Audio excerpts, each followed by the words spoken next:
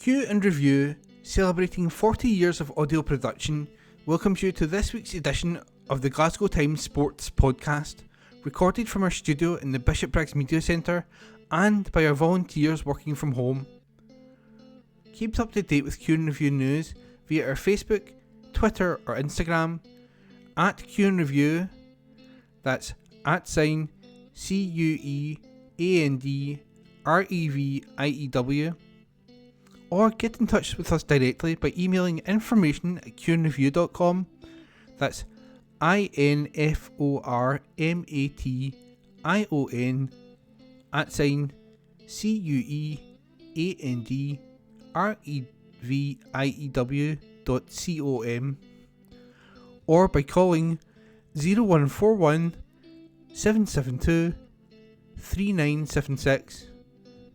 Please like and share our podcast and give us constructive feedback.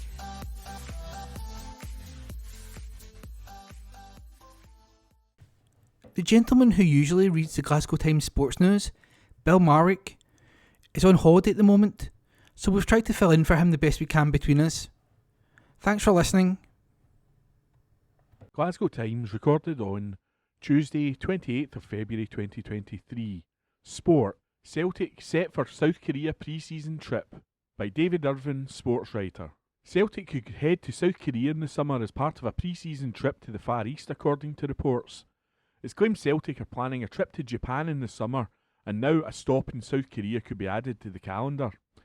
Should Celtic head to South Korea, then it would be a quick-fire homecoming for January recruit Oh Hyung-gyu, who left Suwon Samsung Blue Wings. The Scottish Sun report that Celtic have been invited to a glamour tournament in Japan, with PSG, Manchester City and Bayern Munich touted as possible friendly opposition.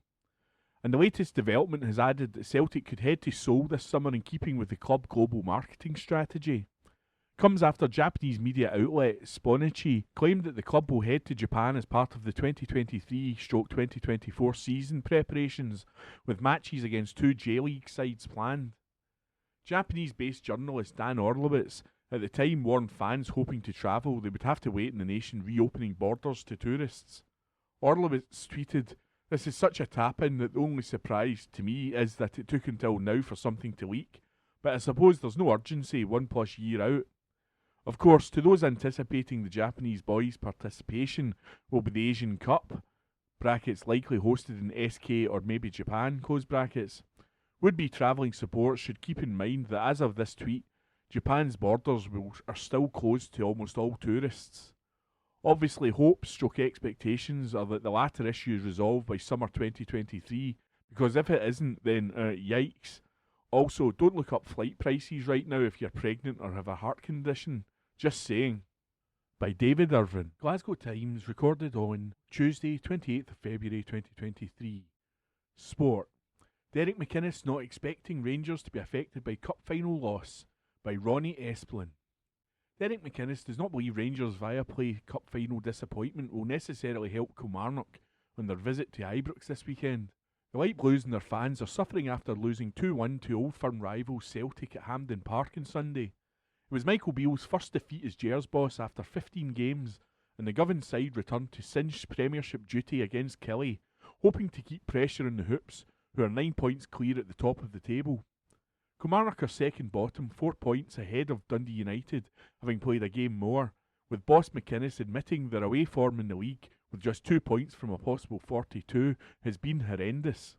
Asked if the Old Firm defeat could have an effect on Rangers, McInnes, a former Gers midfielder, said, "I wouldn't have thought so. It's a different competition. The nature of the club is they have to go again, and that's the way it is. There will be disappointment, but Rangers have been pretty consistent. The statistics show that. Since Michael has come in, they have had some good results, and I expect Rangers to ask the questions of us being at home, but I expect us to have the answers and hopefully deal with what's coming and hopefully be good enough, use the experience we've had." Rangers' attacking threat as a team has probably improved. I don't think you saw that at its best on Sunday, because a lot of the time the attacking players were doing a lot of work out of possession, giving the opponent. But Rangers have been showing more of an attacking threat of late, and we're going to have to keep a lid on that. We should expect Rangers to come at us. We should expect Rangers to be good, but we also have to expect that from ourselves. I want Rangers to come off the pitch having had a really tough afternoon. It's a 90 plus minutes performance we need. 45 minutes doesn't cut it at Ibrox. You have to be on it for the majority of the game, and that is tough when you're surrendering a lot of possession at times, and the opposition are asking questions. But we know that if we do so many things right and play the game the way we want to play, that we can also frustrate Rangers as well. McInnes noted that fellow strugglers Dundee United parted company with head coach Liam Fox following the damaging 4-0 defeat at Ross County on Saturday. The former Tannadice skipper believes the disappointment is just part of life in modern day management. McInnes said, "It's always disappointing when you see a manager leave. Obviously when it is a younger one as well, when they're first starting out. Liam has been part of a coaching staff 2 or 3 times and played a key role. He's always someone I found really willing and bright, and he was put in that position and it was difficult for him, as it can be for all managers at different periods in the season.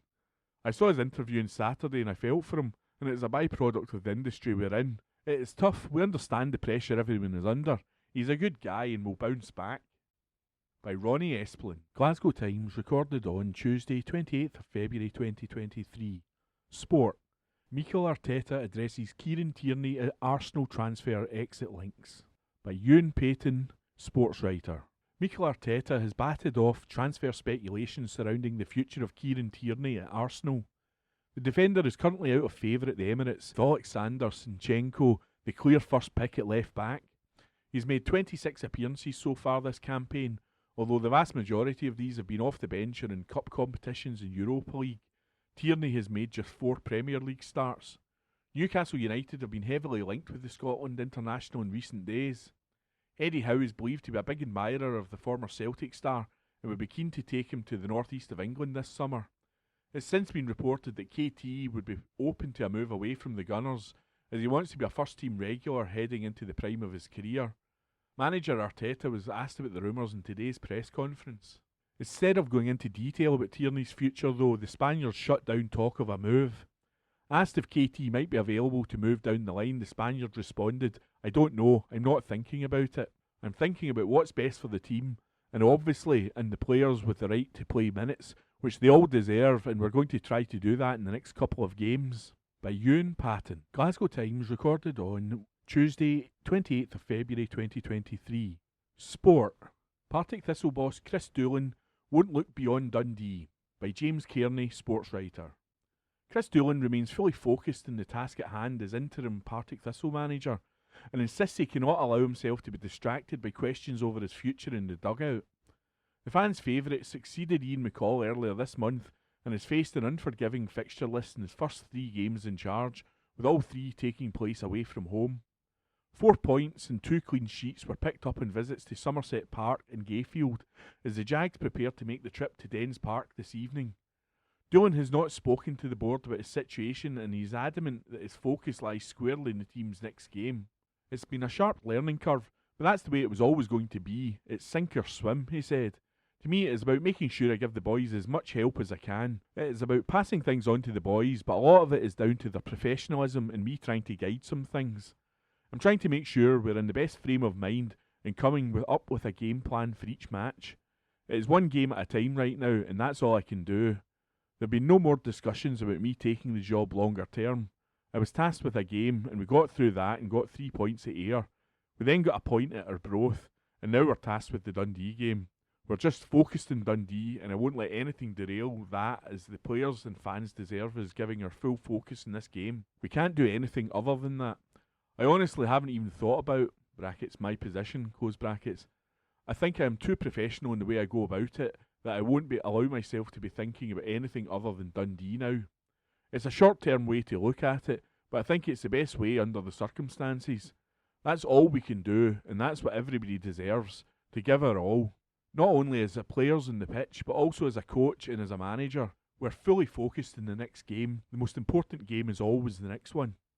The Thistle players certainly won't be shy of motivation in Tayside this evening. Win and they will once again be right in contention for promotion, and Doolan is all too aware of how quickly things can change in Scottish football's second tier. The league is so tight, he observed. We know the way the Championship is. If you can string 1 or 2 results together, then all of a sudden your season can look very different. We understand that, but the next game is always the most important one. In the Championship, everyone has something to play for, and I think that's really important. It doesn't matter if you're at the top end of the division or the bottom, everyone has something to play for now. Every game means something. I don't think you'll see someone running away with the Championship, and likewise, nobody ever gets lodged at the bottom. Everybody in the league is fighting for a cause, and we are no different. Thistle will make the trip to Dundee without centre-half Kevin Holt, midfielder Cammy Smith and striker Anton Dowds, as the trio are injured. Holt, a key player for the Jags, is probably the team's biggest loss, but Doolan prefers to view it as an opportunity for another player to stake their claim, just as centre-back Darren Brownlee did against Arbroath on Saturday. Doolan said, "After the Arbroath game, there are a couple getting patched up and down. As you would expect, it was such a hard-fought game, but we're hopeful that they'll pull through. All the players, once we get them all back, it's a lot healthier in terms of numbers, but right now it's up to us to try to make sure that we give other people an opportunity."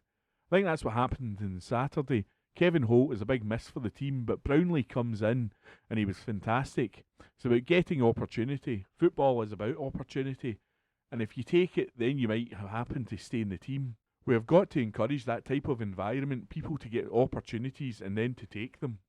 By James Kearney. Glasgow Times, recorded on Tuesday 28th of February 2023. Sport. Ten Hag's speech rings true for Rangers and key difference with Celtic. By Liam Bryce.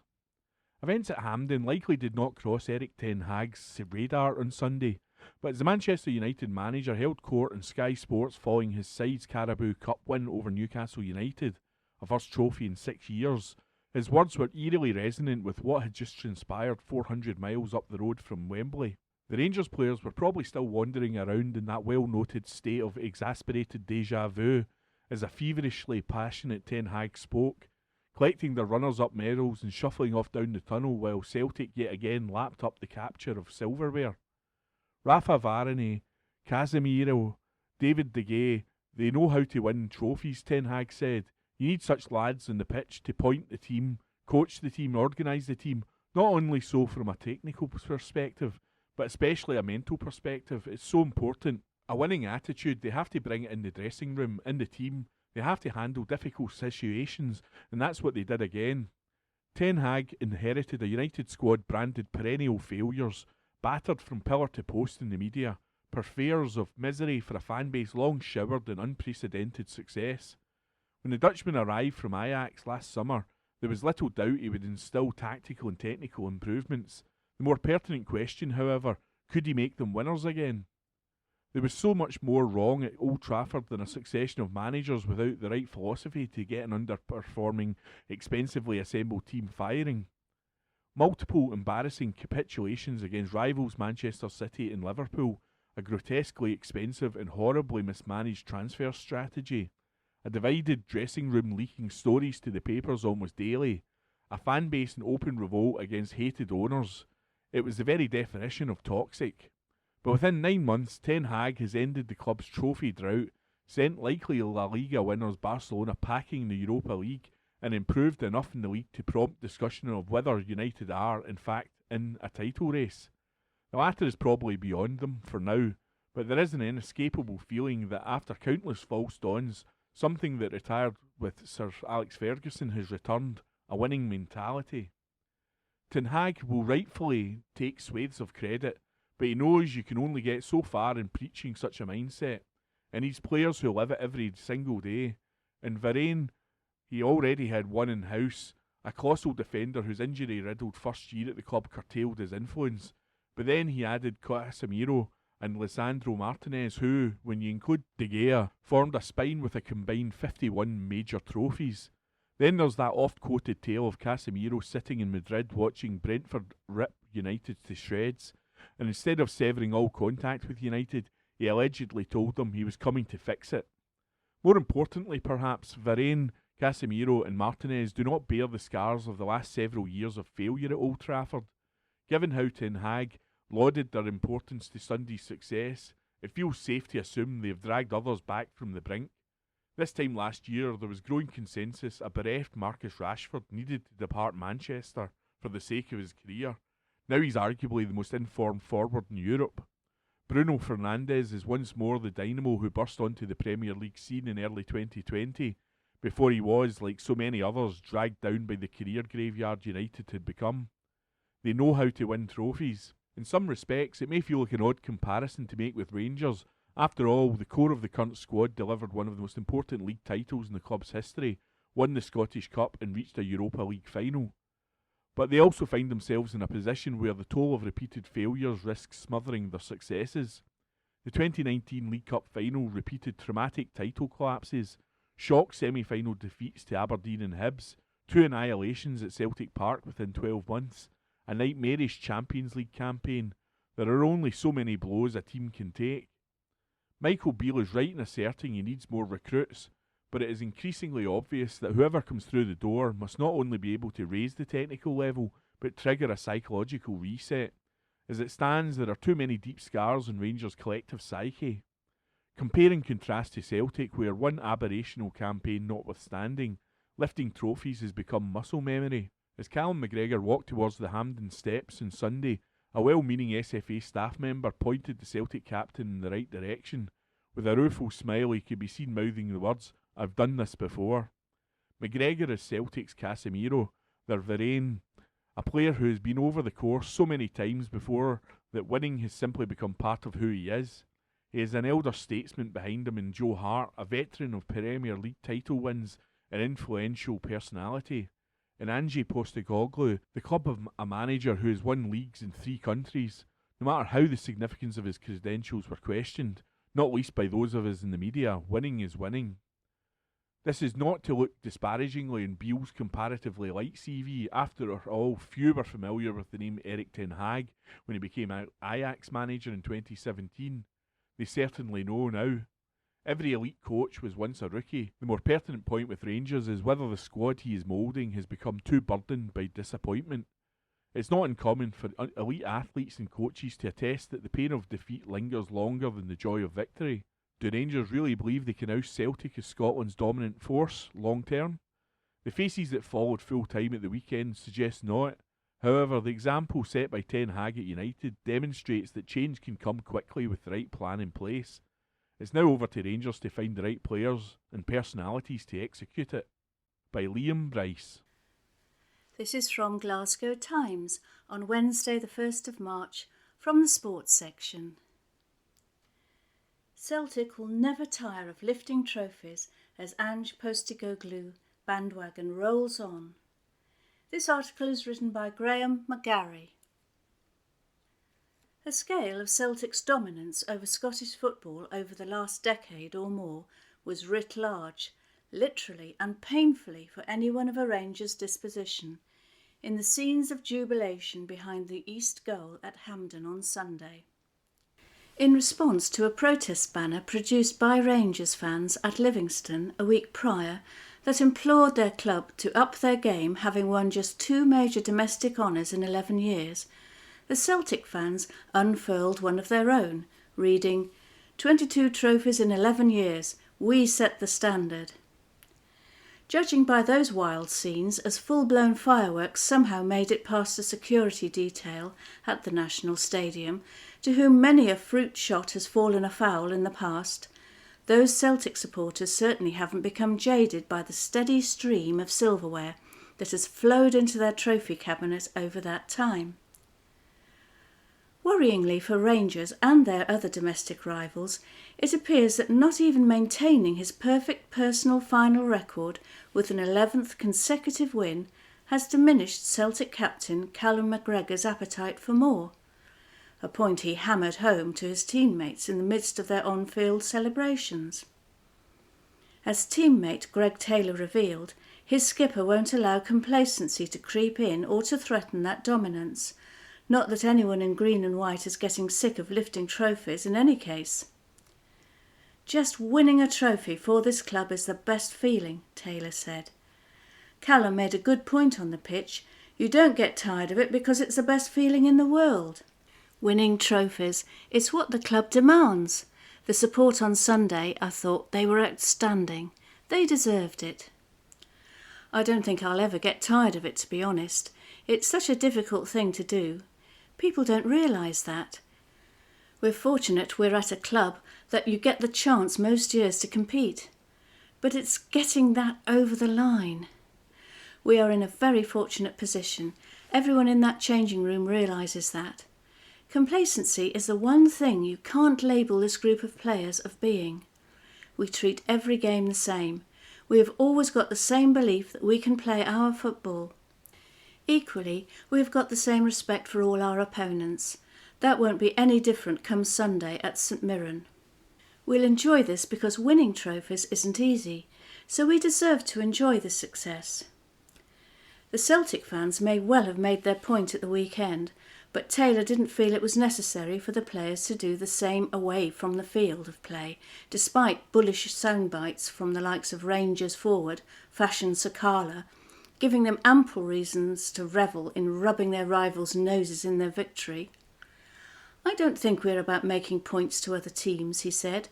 "Rangers are a good opponent. It was a difficult game. We just focus on ourselves and set our own benchmarks in terms of a level of performance. Hopefully we can continue to do that as the rest of the season goes on. I felt we deserved to win it. In the first half we had good control of the match. We were the dominant team. When we got the second goal, after that we maybe got a wee bit slack in our play and Rangers obviously came back into the game. At 2-1 in a cup final, it's inevitable that you feel as if you are holding on a little bit. But we did that, and we could have scored a few more. We stood up to the challenge in that spell. They play a lot of direct balls, they fight for everything, and they have got strong and quick players at the top end. So, we knew it wouldn't be easy. There are always going to be points in the game against a good opponent when they have spells, but we're just glad that we played our football and come out of it with the trophy. And so the Celtic bandwagon rolls on. The last domestic rival to manage to put even as much as a twig into their spokes was their opponents this coming Sunday, as they returned to the scene of their only league defeat back in September of last year. Another loss would hardly constitute a sign that the wheels could come off, mind you, but Taylor is determined not to allow another slip in Paisley upset their impetus. "The momentum we have is massive," he said. "I think our form has been pretty consistent since the World Cup break. I think we're getting stronger as we go on. We're learning the manager's philosophy better, and hopefully that can continue. We've brought in players in January who are contributing massively. Hopefully that can continue." That article was written by Graham McGarry. This is from Glasgow Times on Wednesday the 1st of March from the sports section. Craig Gordon injury update as Hearts keeper plays down return for now. This article is written by Liam Bryce. Craig Gordon is encouraged by how his injury rehabilitation is progressing, but won't tempt putting a timescale on the comeback. The 40-year-old Hearts and Scotland keeper suffered a devastating double leg fracture in a Christmas Eve draw with Dundee United, ruling him out for the rest of the season and beyond. Days later, Gordon denied reports he was set to retire after undergoing an operation to repair the damage. The veteran, however, remains mindful his recovery will be a slow process, as he issued a positive update on his condition. "Am I happy with where I am? Yeah, I think so," Gordon said. "I'm just over 8 weeks in now. I'll go back and see the surgeons at the end of next month and see how it's going. But yeah, I'm happy with how it's going. It's going to be a slow process, I'm well aware of that. I knew that from the beginning. I think I'm doing pretty well for how it has gone so far. I don't have a schedule. There's no end date in mind. It's just about getting back and doing everything I can to make sure that when the bone is healed, I'm in a good place to start exercising again and getting back out to do the goalkeeping work to try to get myself fit again." Gordon will play no part in Scotland's upcoming Euro 2024 qualifiers, but it's been mooted he could make a grand return for the tournament itself, if of course Steve Clarke's sides can qualify. But the former Celtic star is keeping his focus on short-term goals. "It's too far away at the moment. At the moment it's keeping it short-term," he said. "I've got my next appointment in 4 or 5 weeks to see what stage I'm at. I'll get more scans and see how the healing is going. In the meantime, it's about strengthening it. That's my full focus. I want to achieve everything I can. That's never changed. I've always fought to get back to the very top and get better. There's never been a glass ceiling to getting back to where I was before. It was, can I get back better? That's something I'll strive to do. I might not achieve it, but if you're striving to be even better, then you will not be far away. That article was written by Liam Bryce.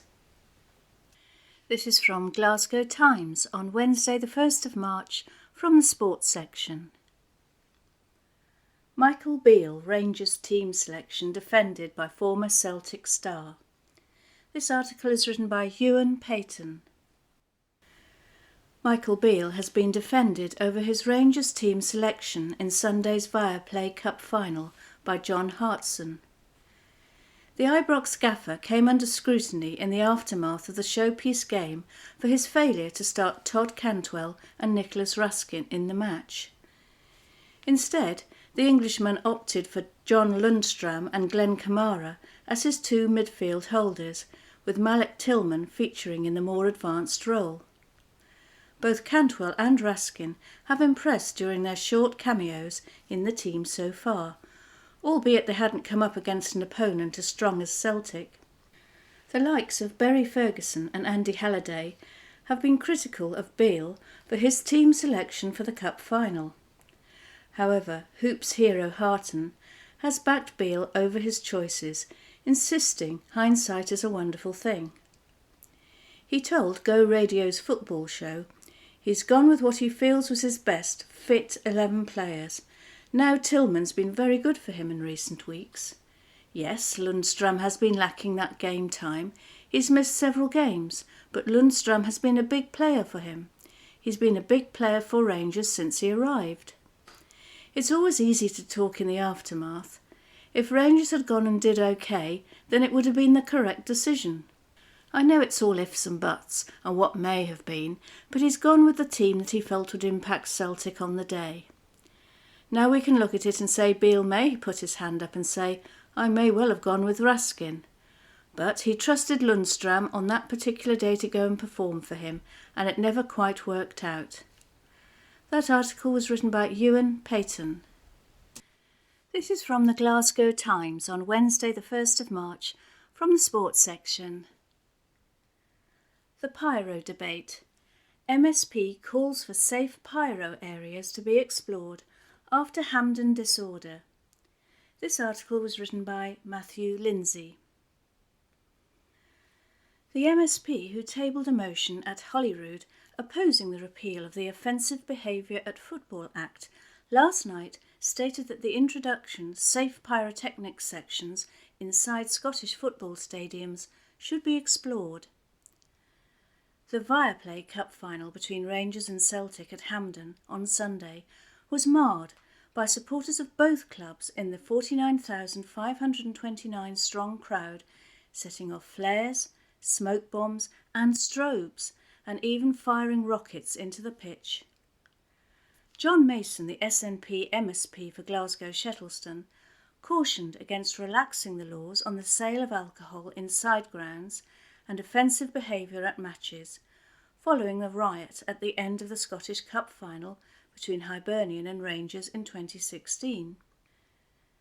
Mason believes that introducing strict liability, which would see clubs punished for the conduct of their fans with fines and other sanctions, could help to snuff out the increasing problem of illegal pyrotechnic use in the game in this country. A 9-year-old Celtic fan was hospitalised after being struck with a flare that was thrown by a fellow supporter at the Champions League group game against defending champions Real Madrid at Parkhead in September. However, Mason also feels that other potential solutions, like the safe pyrotechnic sections which are in place at many Norwegian club football matches, should be considered. I deplore anything like this which is dangerous to people or can potentially cause damage to a stadium, including the pitch, he said. The temperatures of these things is horrendous. If you touch one of these things, if it goes in your eye, there's no escape. there is always this reluctance among politicians to get involved in sport generally. I understand that most sports associations are pretty keen to steer clear of politics, but I am pretty open to what my SNP colleague James Dornan has previously suggested: strict liability. In European competitions, clubs have to take responsibility for the actions of their fans. I'm not saying hard and fast that I would definitely support that in Scotland, but it could well be one of the ways forward in tackling illegal pyrotechnic use. The clubs have to take on more responsibility on this issue, and if they're not prepared to do so voluntarily, which would be preferable, then some kind of strict liability would be the first thing I would look at. Mr. Mason added, "The clubs are pretty torn. Celtic and Rangers, but other clubs as well, have a vocal minority who create the atmosphere at games, who are fanatical about the club and who obviously put money into the club. So the clubs are always going to be torn between allowing them freedom and clamping down on them. So maybe we have to take responsibility away from the individual clubs, and the SFA, the SPFL, whoever, has to agree to rules like strict liability. But they have traditionally been reluctant to go down that route." However, Mason is aware that clubs in Norway have dramatically reduced the illegal use of flares and smoke bombs at matches by allowing an agreed number of supporters to set off specific pyrotechnics in designated areas at certain times, if they have previously received permission from the local police and fire services. "It does seem to have had an impact on those who use them irresponsibly in Norway," he said. "That is positive, so let's have a look at it and see if it could work here. I think it's something which is worth examining." At all Scottish clubs, even the smaller ones, there is an element who will just want to break the rules no matter what they are. I am sure that if they were allowed to use pyrotechnics in certain circumstances, they would just move on to something else. But other countries have had some success in this. I'm a little bit wary of allowing fans to set off fireworks in a controlled environment, but it's certainly something which is worth exploring. The alternative is you clamp down, you double the number of police, you search every person going into a ground. I don't want Parliament to be interfering in sport any more than they need to. If we can find some middle ground here that would be acceptable to most people, I think that would be preferable. It sounds as if safe pyrotechnics has had some positive impact in Norway. We're not looking for perfect behaviour at every football game, but when there is really quite dangerous practice going on in a totally uncontrolled way, we could at least look at bringing some kind of compromise into it to see if it helps. That article was written by Matthew Lindsay. The Glasgow Evening Times on the 2nd of March and the sports section. Ali McCoist in worst position in Glasgow, Rangers vs Celtic remark by David Irvin. Ali McCoist reckons he found himself in the worst position in Glasgow after Rangers' Viaplay Cup final loss to Celtic. The Ibrox hero was on commentary duty for the showpiece final at Hampden, but joined the pundits and Ange Postecoglou in the studio setup after the match. That meant a journey past celebrating Celtic supporters down the Hampden steps as he joined Gordon Strachan, Chris Sutton and Postecoglou.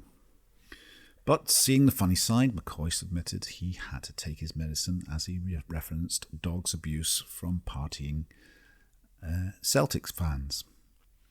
On Talk Sport, McCoist recalled, "Can you imagine my journey down from the commentary booth? I had to go through the Celtic fans. I got absolute dogs abuse. You wouldn't have seen it, but at the end of the game, I am positioned right between Big Ange and Gordon and Sutton as well to make matters worse. There could not have been a worse position in Glasgow than I was at the end of that game, and I had to sit there and take it. You have to go down and take your medicine." Host Alan Brazil had little sympathy for McCoist as he insisted Celtic are on for a treble after lifting the first trophy of the season. He replied it was just one of those brilliant days. Don't get me wrong, Rangers got back into it. They had that wee chance when two of them miscontrolled it, but first half Celtic controlled it. Listen, there's still a lot to play for. It's probably a deserved win, but Rangers will be disappointed because they can play better than that. The treble is still well and truly on. However, not to be outdone, McCoist teased Brazil over his past remarks on Postecoglou from when he was first appointed as Celtic boss. McCoist said, "And the fella that's going to try and take him there, I had a wee chat with him after the game." He then played the clip of Brazil commenting on Postecoglou. Brazil had previously said, "Oh, he'd be a great manager." Where do they come up with these guys from? The former Scotland striker added, "It turns out I played against him, against Melbourne." That was by David Irvine.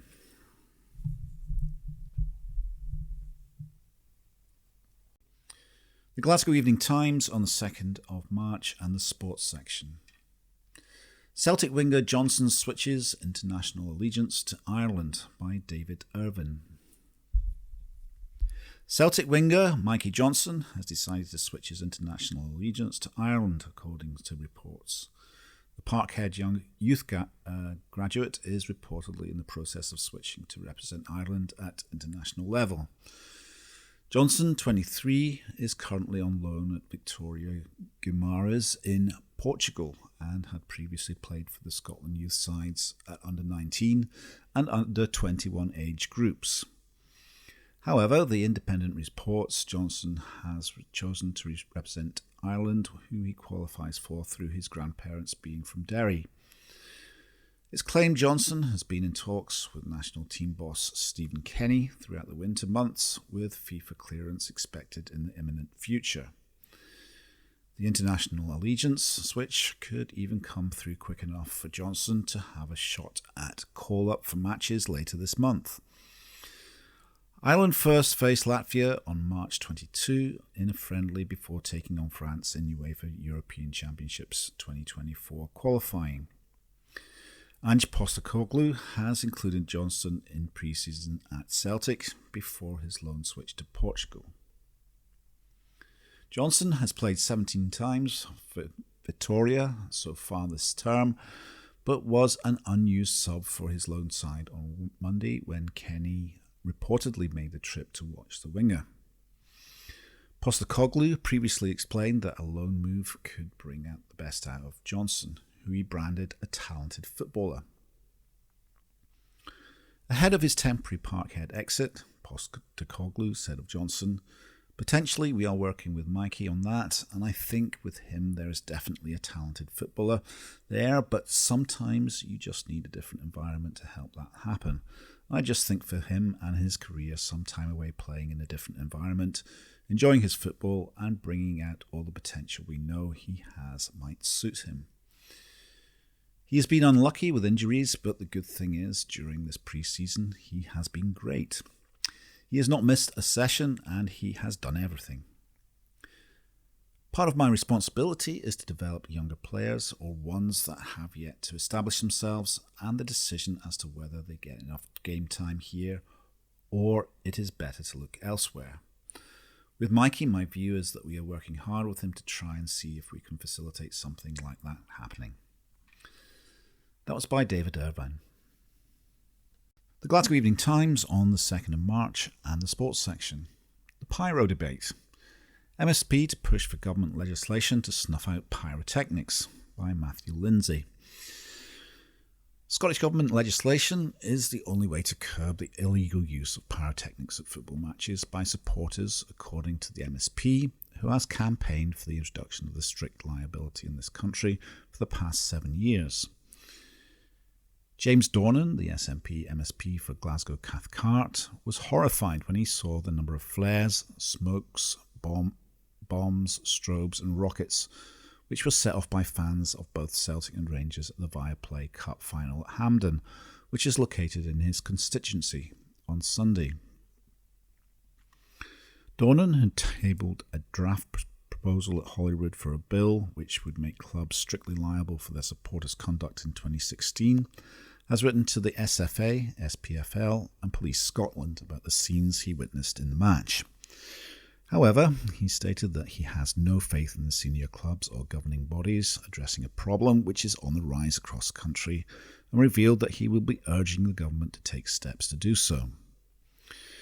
MSPs have been reluctant to become actively involved in Scottish football since the Offensive Behaviour at Football and Threatening Communications (Scotland) Act 2012 was repealed in 2018.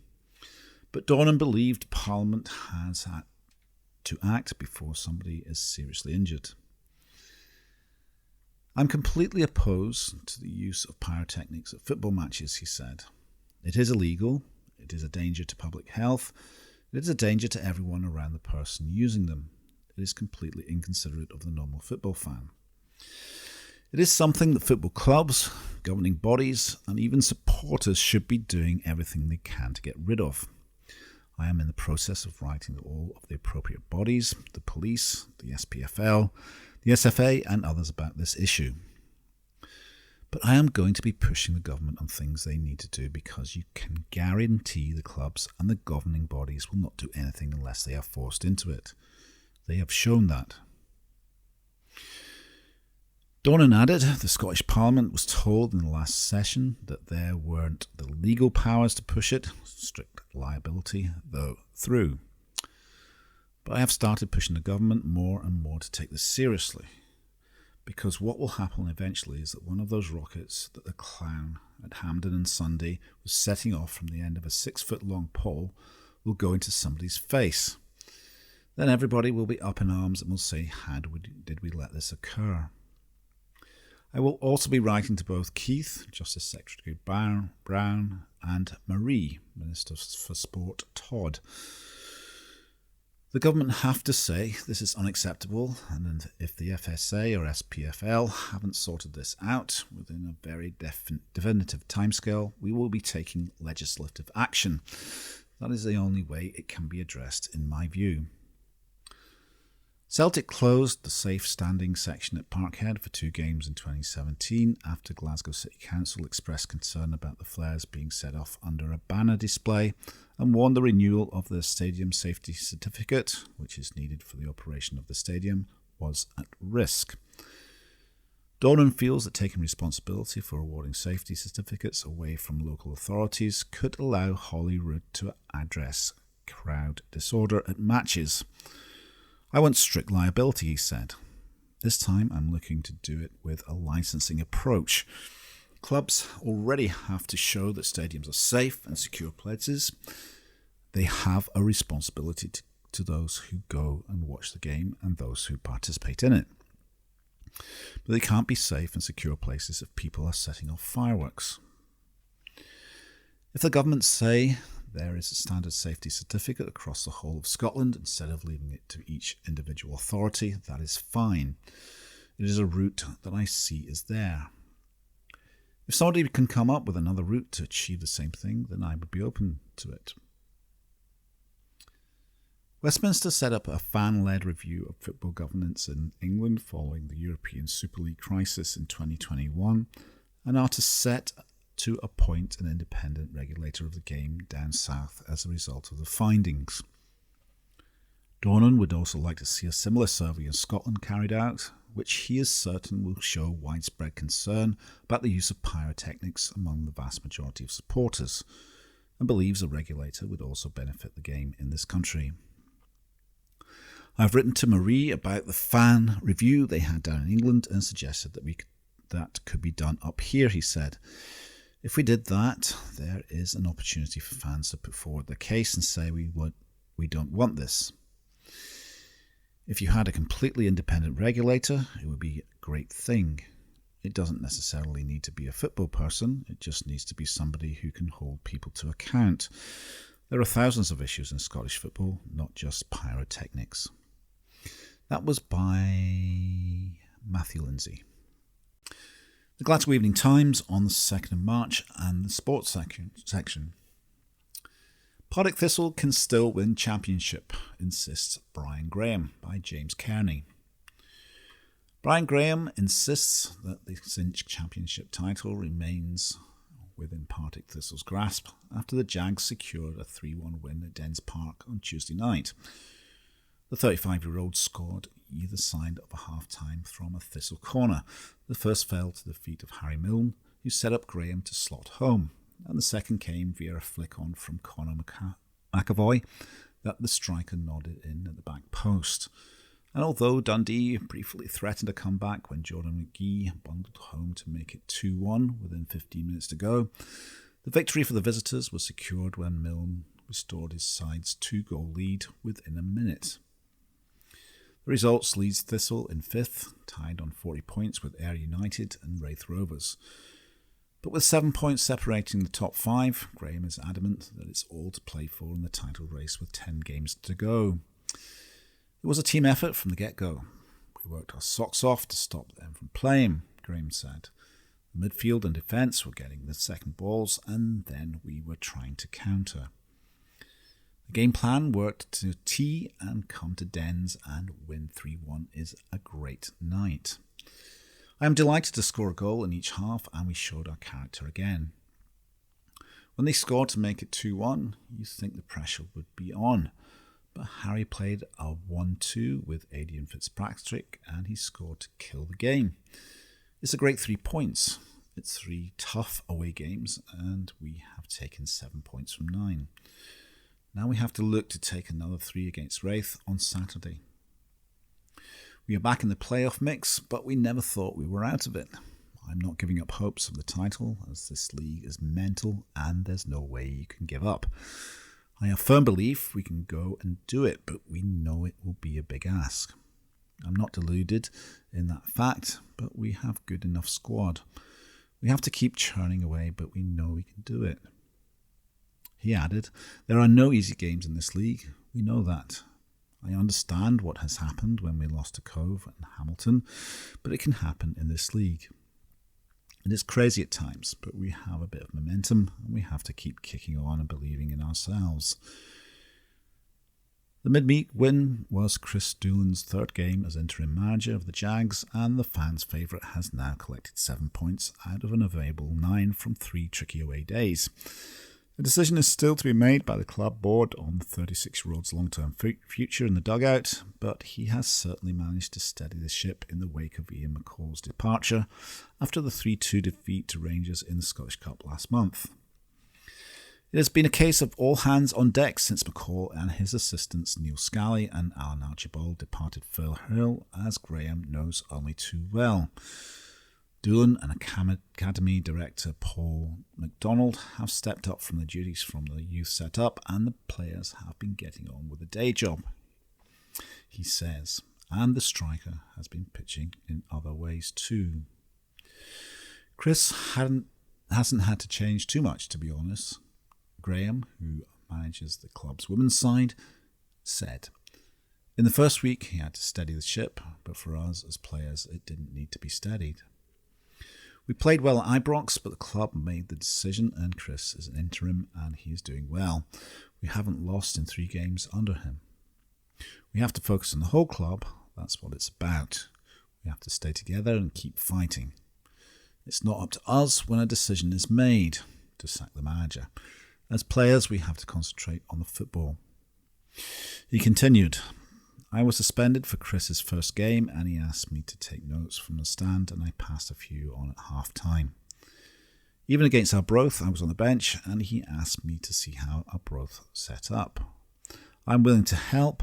I'm an older pro, and if Chris needs my help, I am here for him. That was by James Kearney. The Glasgow Evening Times on the 2nd of March and the sports section. Rangers plot £3.5 million Freddie Woodman summer transfer move by David Irvine. Rangers are reportedly plotting a summer transfer move for Preston number 1 Freddie Woodman. The keeper, 25, is claimed to be on the radar of Michael Beale as a possible future Ibrox stopper. The Scottish Sun claims Rangers scouts have watched Woodman on numerous occasions this season, including against Coventry City on Tuesday. Woodman, who joined Preston from Newcastle last summer, has already experience in Scotland, having played for Kilmarnock and Aberdeen in loan spells. Now it's reported he could make a permanent switch north of the border, but only if Rangers stump up the cash for a transfer fee. It's claimed Preston will consider transfer bids in the summer, but Woodman won't be sold unless a significant offer is received. Leicester and Leeds could challenge Rangers for Woodman's signature, though with the Premier League duo, it's also linked with a summer swoop. Beale had been wisely expected to dip into the transfer market for a goalkeeper in the summer. So far, he's chopped and changed between Al McGregor and John McLaughlin this season, while also talking up prospect Robbie McCrory. McGregor's contract is up in the summer and could again leave Ibrox. McLaughlin has another year on his current deal. Meanwhile, James Sands returned to New York City FC last night from Rangers. Beale said, "I would like to thank James for his time at Rangers. He was a well-liked player in our squad, and I enjoyed working with him on a daily basis. I believe he will go on to have an excellent career." The opportunity to return to NYCFC for the start of the MLS season, where he will be a key player in their squad, was something that we felt was correct for all parties. Everyone at Rangers wishes him well moving forwards. Sands added, "I would like to thank Rangers for the fantastic opportunity to play with a top-notch European team. Reaching the Europa League final, playing in the Champions League, and winning the Scottish Cup are just a few of the many positive memories that I will take away with me. The level of support from the Rangers fans is second to none." That was by David Irvine. The Glasgow Evening Times on the 2nd of March and the sports section. Rangers clear out expected as John Lundstrom's Ibrox role questioned by Aidan Smith. Former Rangers goalkeeper Crammy Bell expects some major squad changes at Ibrox over the summer. Michael Beale's side were defeated by Celtic in the League Cup final last weekend as a Kyogo Furuhashi double separated the teams. Bell watched on as he was disappointed with the performance of his old team, and he reckons a squad overhaul is needed to compete with Ange Postecoglou's men. He told Go Radio, "In that starting team, I wouldn't expect there to be more than 4 players still in the starting team next season. I look at Alan McGregor, and he is probably going to finish. James Tavernier will still be in the starting 11, and Connor Goldson. Ben Davis, I don't think so, and Borna Barisic. There is always questions marks on big occasions over him, so that is a big question mark. Tillman, is he going to be there? I don't know. Lundstram, I don't think he would be a starting player for a Rangers team that is going to win the league. Same with Kamara. Morelos, we don't know what is happening with him. Sakala, again for me, not a starter. Ryan Kent, I would keep him as a starter if we could. Former striker Kenny Miller had a differing opinion where he appeared on Sky Sports News earlier this week. I think rebuild is way too strong, he said. Rangers are a good squad. They've got a lot of strength and depth. Michael Beale will always look to put his own stamp on it. He's already started that with the 2 additions in January. I would imagine another 3 or 4 will come in the summer, and there will be people who will move out as well. He's already said the squad needs trimmed. There are too many players there, which even on a day-to-day situation becomes maybe unmanageable for training. He'll definitely have not a rebuild, but there will be maybe a refresh of the squad in the summer. Miller also now turned to the Scottish Cup as a huge competition for his former side. The league was already done, so all focus has to go on getting right back on it and build towards the Scottish Cup at the end of the season, because I think that becomes paramount now, he said. Cup finals are super important to both teams. It's a chance to win a trophy, and I just had the feeling maybe Rangers would have wanted it a little bit more. Going into the last third of the season, I don't think Rangers fans are going to accept not winning trophies anymore. The Scottish Cup becomes so so important that Rangers get to the final and they retain the trophy at the start of June. That was by Adrian Smith. The Glasgow Evening Times on the 2nd of March and the sports section. Successive medal failures leave Rangers facing Celtic trophy overhaul by Christopher Jack. The prospect has not been in the consciousness of many in recent years. Now, though, it should be at the forefront of every Rangers' mind. The status of Scotland's most successful club is under serious threat. In terms of a legacy, losing that heralded position is not one that the Rangers hierarchy would have wanted to leave behind.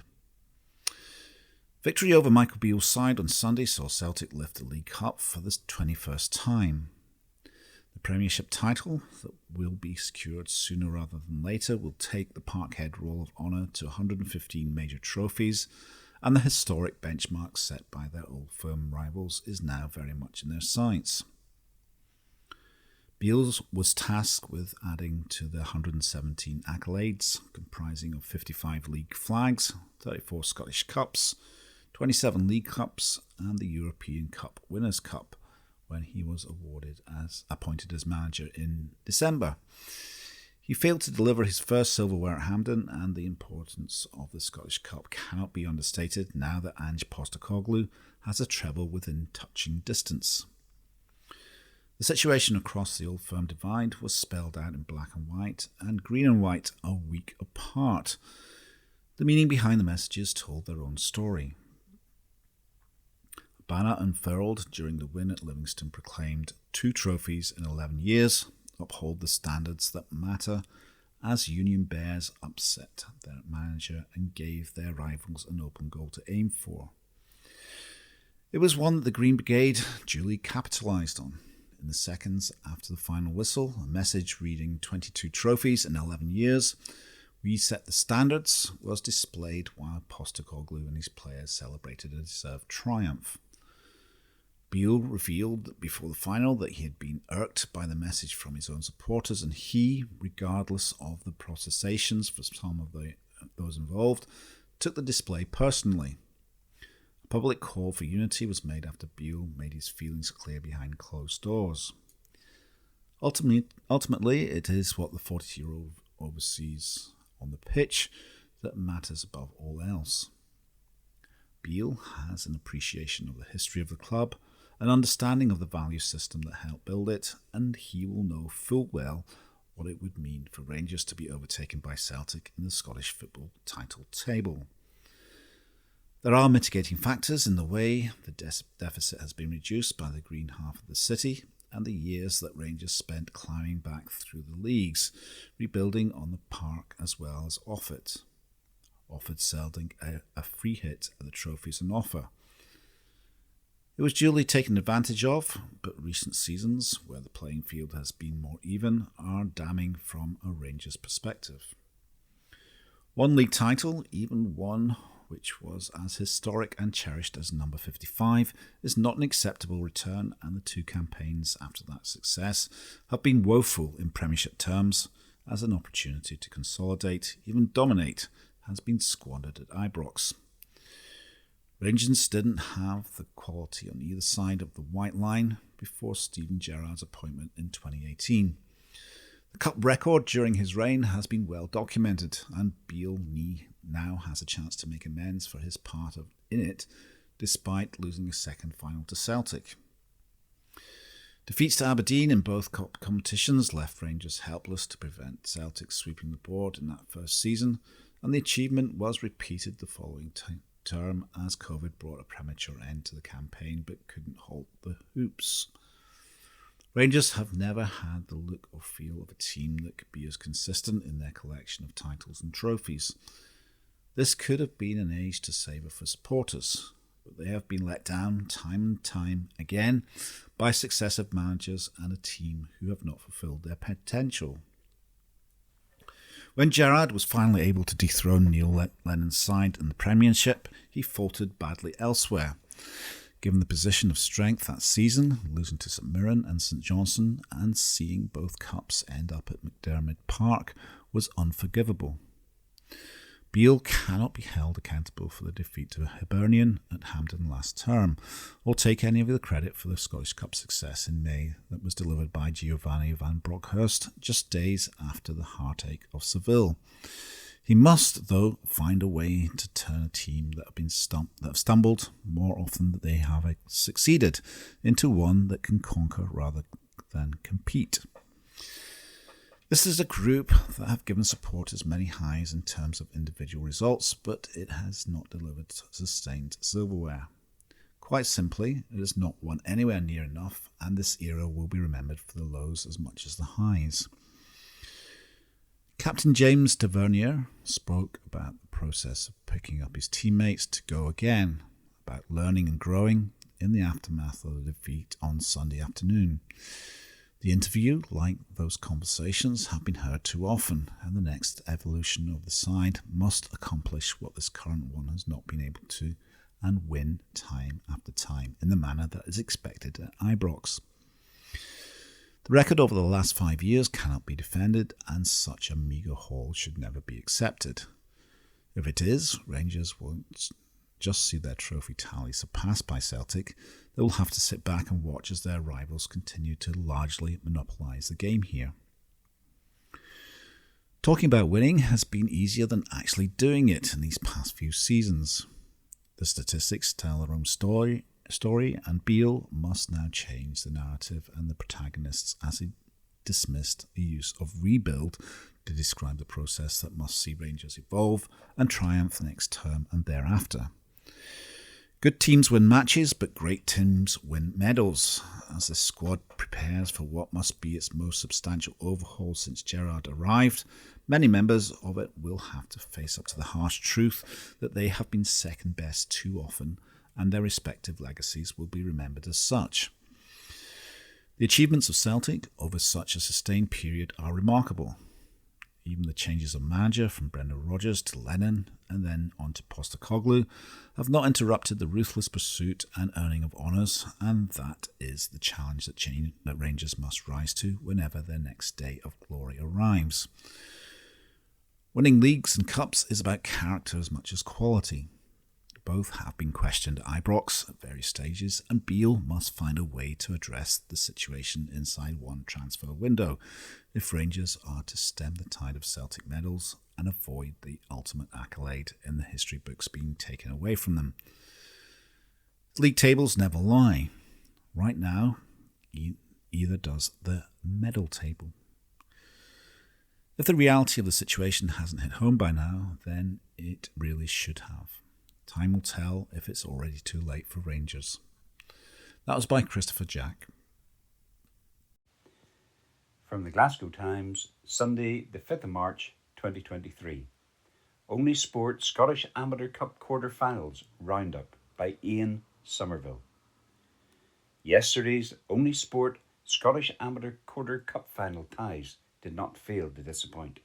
All the games attracted impressive attendances. Cooper Hearts, Kingdom of Fife, AFA, Steins Thistle, Central Scottish, AFL, East Kilbride Rolls-Royce, Greater Glasgow Premier League, and East Kilbride Thistle Coats, Saturday morning, AFA, all secured their place in next week's semi-finals draw after 4 pulsating matches. Recent cup winners Toolcross Thistle, Lothian and Edinburgh AFA took a first-half lead at Cooper with a goal from Michael Ewell. The Fifers battled back with a storming second-half display.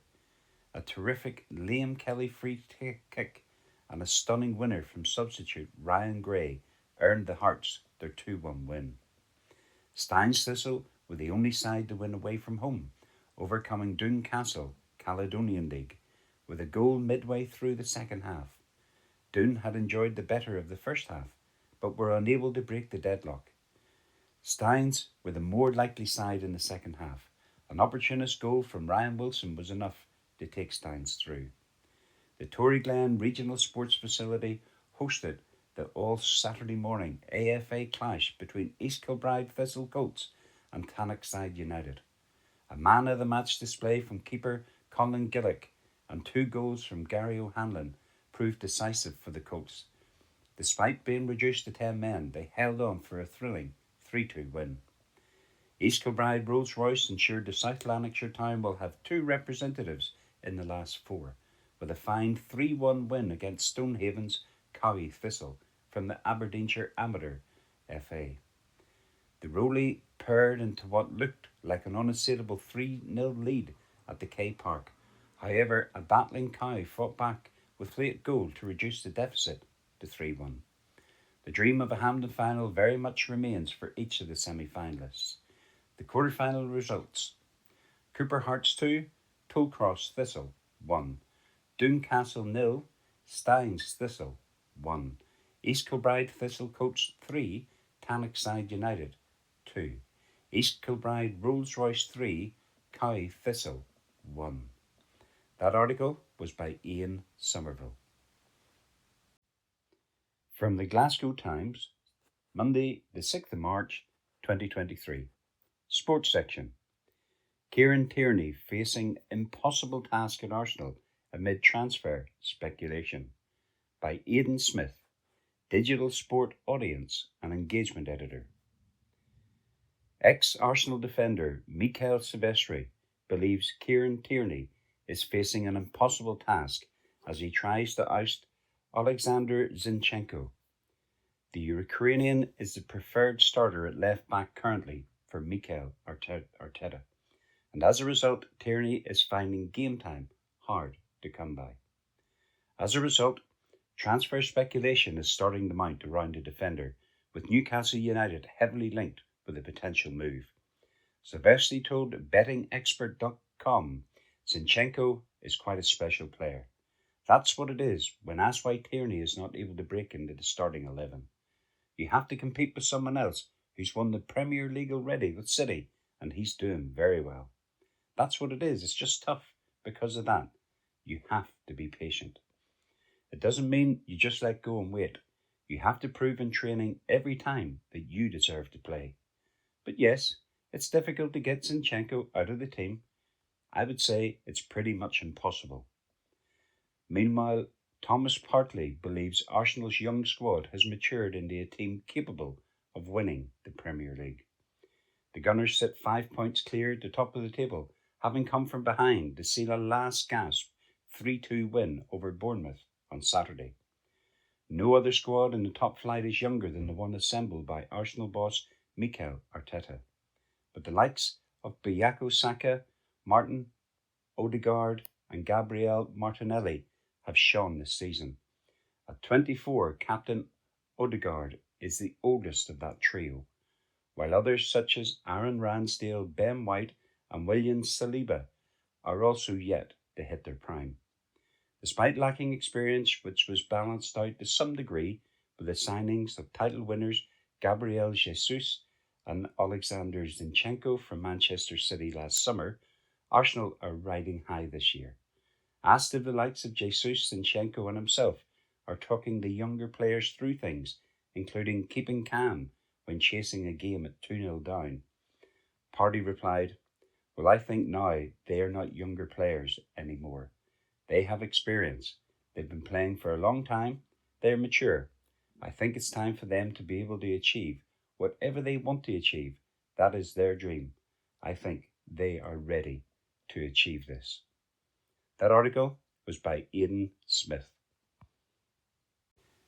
From the Glasgow Times, Monday, the 6th of March, 2023. Sports section.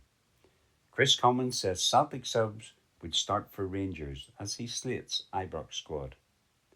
By Aidan Smith, Digital Sport Audience and Engagement Editor.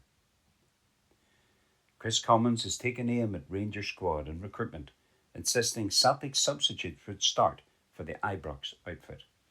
The former Parkhead striker agrees with some quarters of the Light Blues support who have taken aim at the club over signings in recent seasons.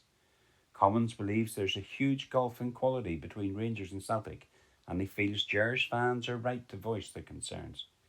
Speaking in his Daily Mail, he said, "Look at Rangers on Saturday, with Connor Goldson, James Taverner and Fashion Sakala scoring the goals in a 3-1 win over Kilmarnock.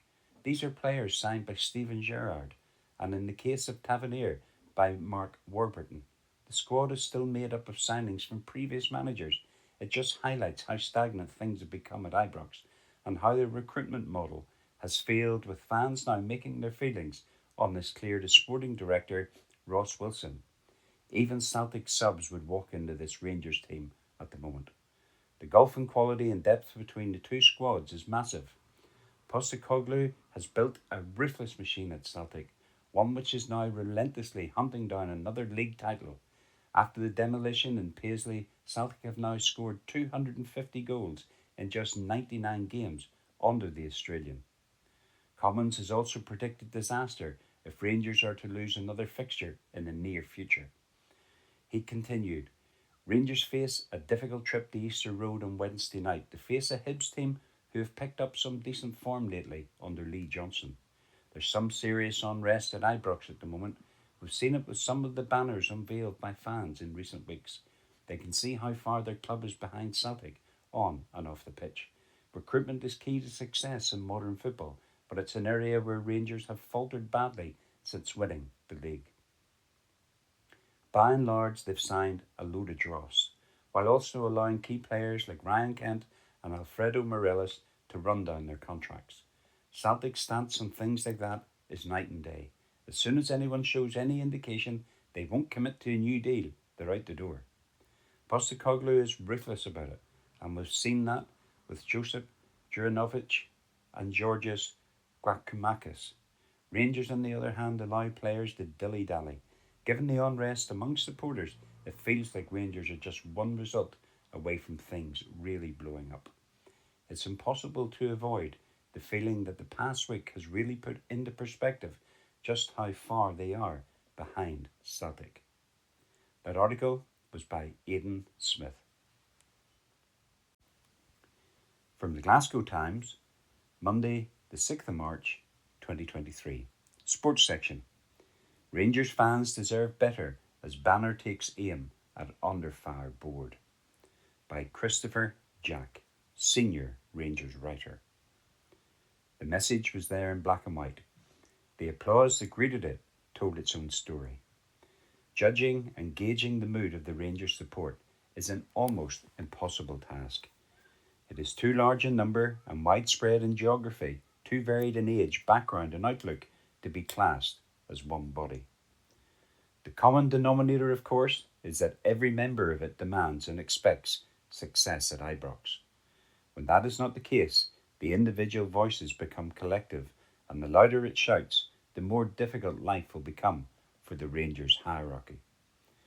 The Union Bears irked boss Michael Beale with their banner, one which proclaimed 2 trophies in 11 years, uphold the standards that matter, during the win over Livingston a fortnight ago.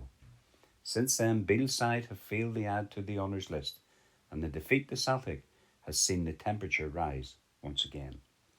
The same group of supporters chose to make their feelings clear once again on Saturday, just minutes into what turned out to be a relatively low-key and straightforward 3 points against Kilmarnock. A message which read, after 55 titles, you took your eye off the ball.